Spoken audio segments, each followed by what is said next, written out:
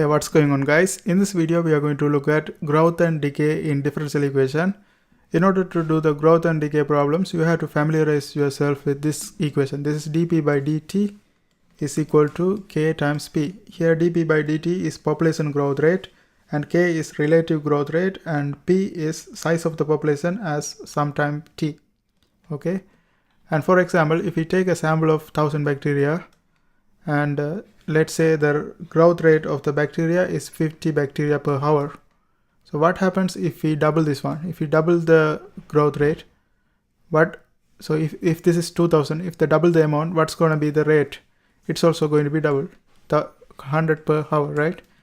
Here what we are going to say is we are going to calculate the population without we are going to derive an equation that can be used to calculate population at any time. Okay, we are going to use this equation to derive that equation. Now in order to derive this one, first you have to realize this is separable equation. Separable means we can bring this p to the one side and t to the other side.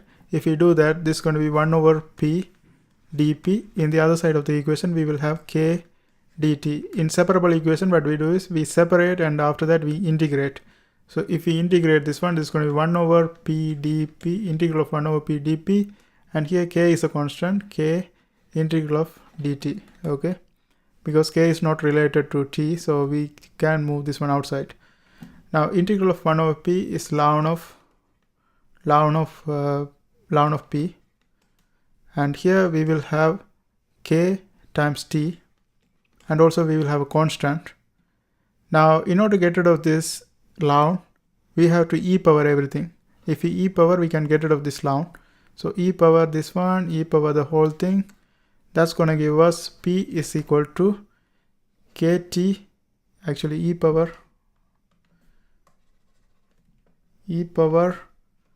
kt plus constant. And you know that when we have x squared times x power 5, these two add together and give us x power 7, right? Same goes here. When we have e power kt plus c, it's equivalent to e power kt times e power c. Now instead of writing e power c, we can write it as a constant altogether. So we can write it as p is equal to e power kt and a constant. We can put c here. Okay, instead of e power c, we can put it as a whole constant. Now what we are going to do, this is the equation to calculate population at any time, but we are going to find out what is this constant is. To find out the constant, we can set a time, like for example, if I try to find p of 0, this is going to be c e power k.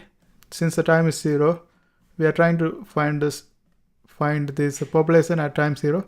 So p of 0 is equal to c e power k, the time is 0, and from this one we will derive p of 0 is equal to c k times 0, that's going to be just e power 0. E power 0 is going to be just 1.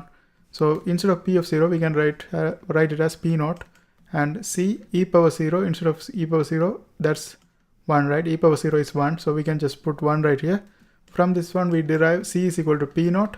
So finally we can express this one as, we found out c is equal to p naught.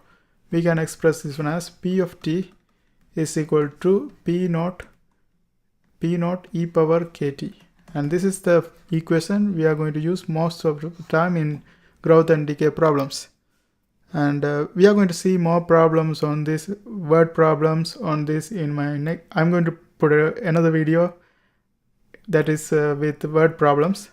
I hope you guys watch that too, and don't forget to subscribe. And if you are trying to learn differential equation, there are a bunch of videos in my playlist. I hope you guys watch that too, and see you next time.